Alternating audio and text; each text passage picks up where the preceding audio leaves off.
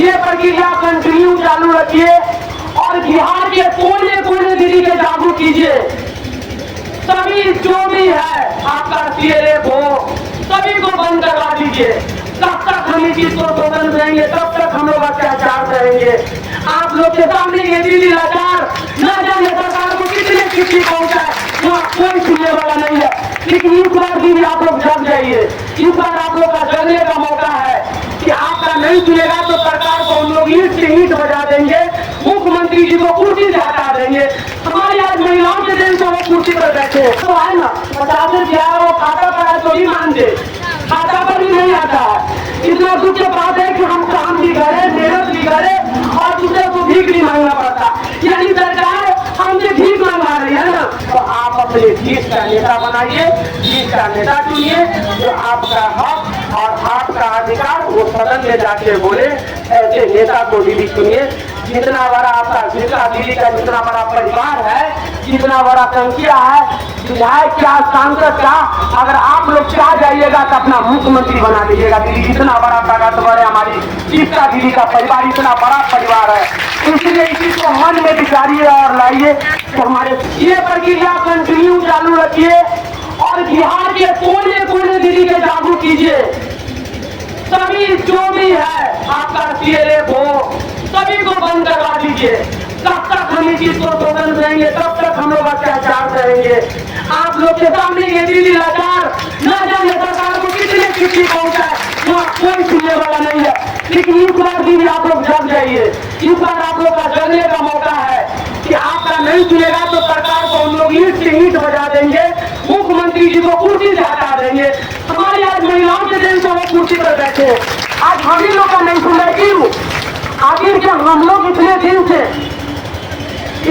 से इतना मेहनत करते हैं, काम करते हैं, उसके बावजूद भी हम लोग का मानते इतना मन कम है। इसका अभी जो भी काम करने जाते हैं एक दिन का मजदूरी इतना भी महंगाई है दीदी, और क्या 50 रुपया में क्या होने वाला, 50 रुपया क्या, ये तो इतना दुख में कहना पड़ रहा है कि जो भी पैसा अगर दूसरे जगह पर पहुंचना जरूरी है।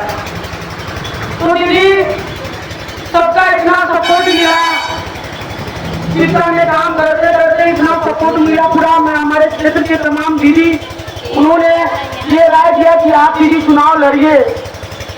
मैं आप लोग के बीच आज जिला पार्षद हूँ तो दीदी आप लोग का दिया हुआ उपहार है।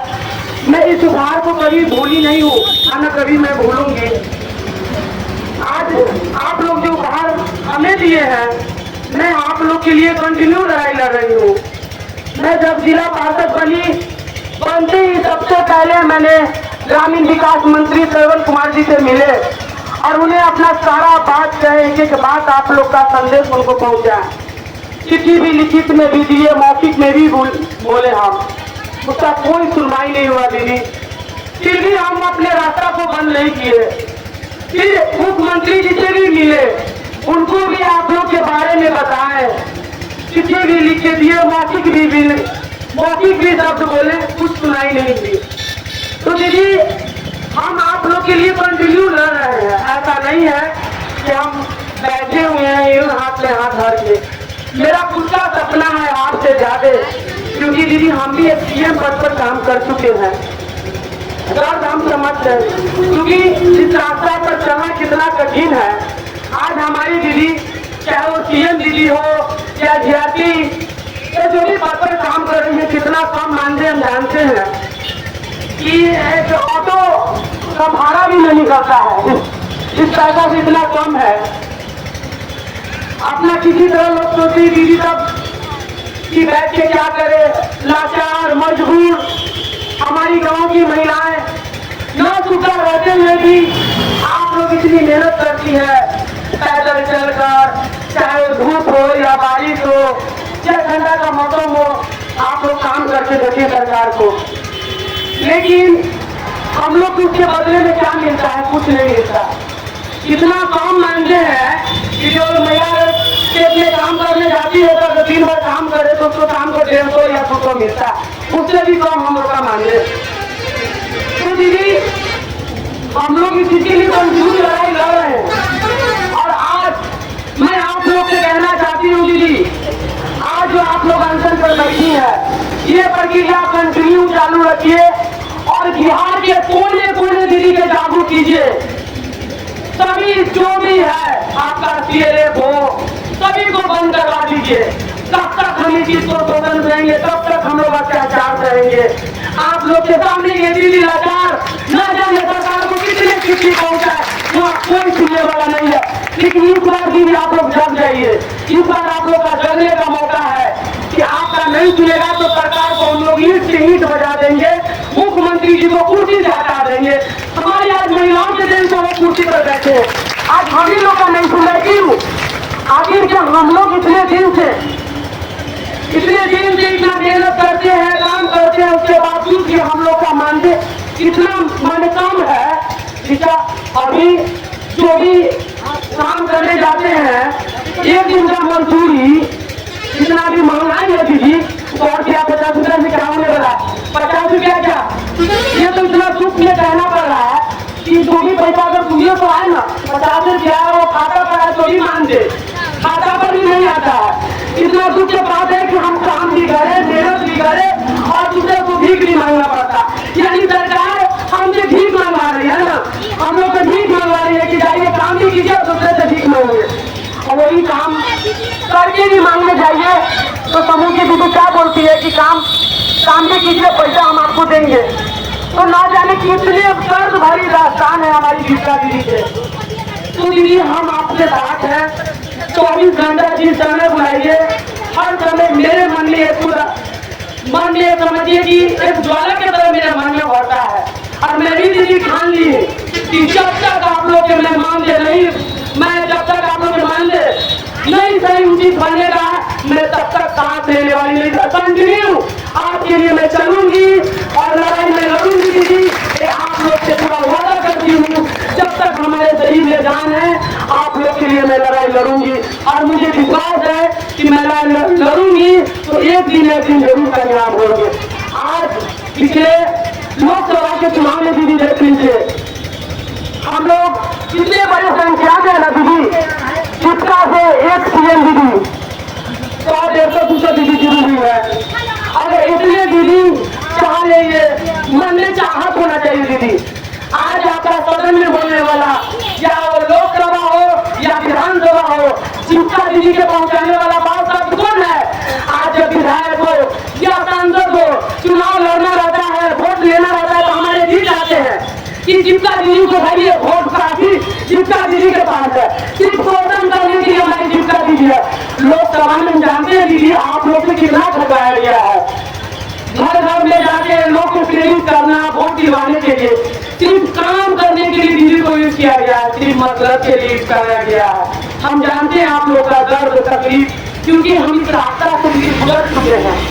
और मैं चाहती हूँ जो दर्द हम झेले हैं, आने वाला हमारा पीढ़ी, आने वाली हमारी दीदी जो जीता में काम करे वो दर्द को तकलीफ को न झेले। मैं ये खुद चाहती हूँ इस चीज को। लेकिन दीदी एक चीज आप लोग से गुजारिश करना था कि ध्यान से सुनिएगा।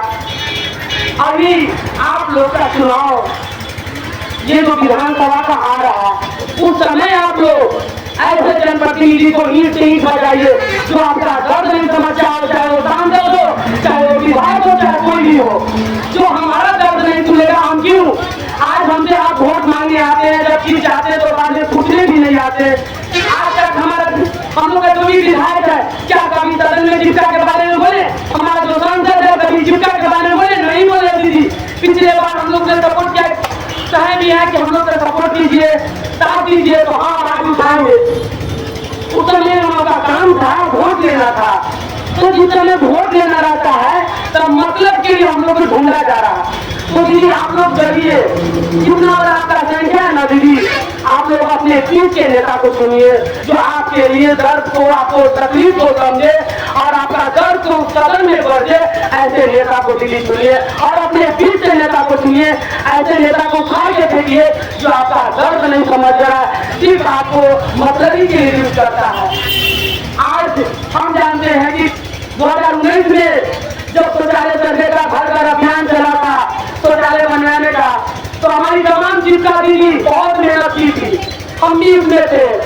इतना मेहनत करके घर लोगों से प्रेरित किए और शौचालय भी बना। आज हर घर में शौचालय है। तो ये गुस्सा देन हमारी गुप्ता दीदी का। अरे हम लोग काम पर काम करते जा रहे हैं, लेकिन इसके बदले में कोई दर्द कोई तकलीफ नहीं सुन रहा। तो आप लोग जगिए और पूरे बिहार के कोने कोने की गुप्ता दीदी को जगाइए, पूरे अंदर में बैठे और पूरा बंद कर दीजिए कि जब तक हमारा मानदेय नहीं बढ़ेगा हम लोग इसी तरह धरना देते रहेंगे। एकता बना के रखिए दीदी, एकता में वो ताकत है कि हम कुछ भी हासिल कर सकते हैं। एक देख लीजिए, मधुमक्खी की तरह आप लोग एकता बनाइए कि मधुमक्खी जी की थोड़ा लपट जाए तो उसका जीना हराम कर देगा दीदी, जीना हराम कर देगा। आप लोग मधुमक्खी बनिए और छोड़िए नहीं ऐसे सरकार को ठीक से ईंट बजाइए और हम आपके साथ है। मैं जब तक मैंने आप लोग का मानदेय आप लोग का अधिकार में न दिलवाऊं तब तक मैं सरकार के लगातार में लड़ूंगी। और मैं कल आप लोग की लिए फिर से पटना जा रही हूँ। उस दिन भी हम लोग ऐसे पंचायती राज मंत्री को भी मिले, कोई सुन नहीं रहा दीदी। तो आप लोग उस समय सुनाइए जिस समय वोट मांगने आता है, ऐसे लोग को वोट मांगने उस समय जवाब दीजिए, मतलबी लोग को आप लोग ठीक उसी समय दे दीजिए।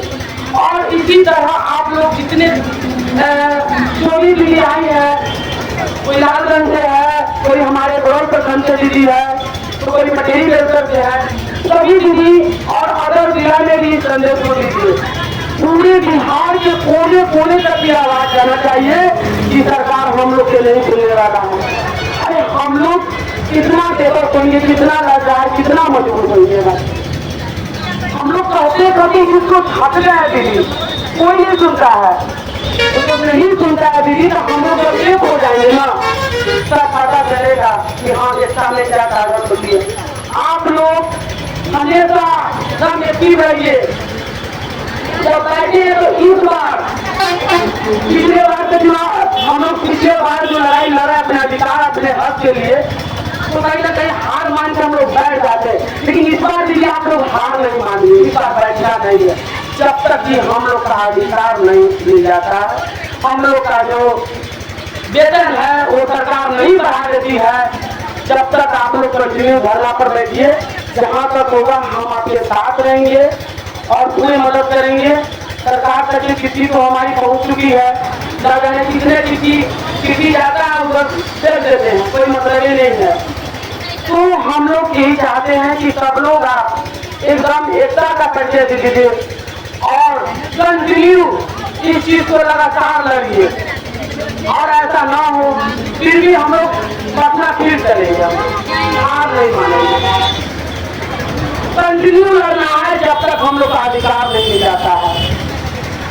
और मैं क्या कहूँ आप लोग से, बड़े दुख से कहना पड़ता है कि आज हमारी बेबस दीदी, लाचार दीदी सब बैठी हुई है अपने अधिकार के लिए। आज अपने घर के काम घर सब क्या कि यहाँ पर बैठी है कि हमारा मांग पूरा होगा। इतना तो विश्वास है दीदी कि पूरा जरूर होगा। अगर इस बार सरकार अगर नहीं सुनती है तो आप अपने देश का नेता बनाइए, देश का नेता चुनिए, जो आपका हक और आपका अधिकार वो सदन में जाके बोले, ऐसे नेता को दीदी चुनिए। जितना बड़ा आपका जितना दीदी का जितना बड़ा परिवार है, जितना बड़ा संख्या है, विधायक क्या सांसद क्या, अगर आप लोग चाह जाइएगा तो अपना मुख्यमंत्री बना दीजिएगा दीदी। इतना बड़ा ताकतवर है हमारी जीविका दीदी का परिवार, इतना बड़ा परिवार है। इसलिए इसी को मन में विचारिए और लाइए तो हमारे आप अपने देश का नेता बनाइए, देश का नेता चुनिए, जो आपका हक और आपका अधिकार वो सदन में जाके बोले, ऐसे नेता को दीदी चुनिए। जितना बड़ा आपका जितना दीदी का जितना बड़ा परिवार है, जितना बड़ा संख्या है, विधायक क्या सांसद क्या, अगर आप लोग चाह जाइएगा तो अपना मुख्यमंत्री बना दीजिएगा दीदी। इतना बड़ा ताकतवर है हमारी जीविका दीदी का परिवार, इतना बड़ा परिवार है। इसलिए इसी को मन में विचारिए और लाइए तो हमारे सदन में बोलने वाला एक व्यक्ति हमारे बीच से पहुंचना चाहिए। और आप लोग ऐसे व्यक्ति को पीछे निकालिए, हम आपके साथ है दीदी। बहुत बहुत धन्यवाद। और मैं फिर से आप लोग को अपनी ओर से धन्यवाद के साथ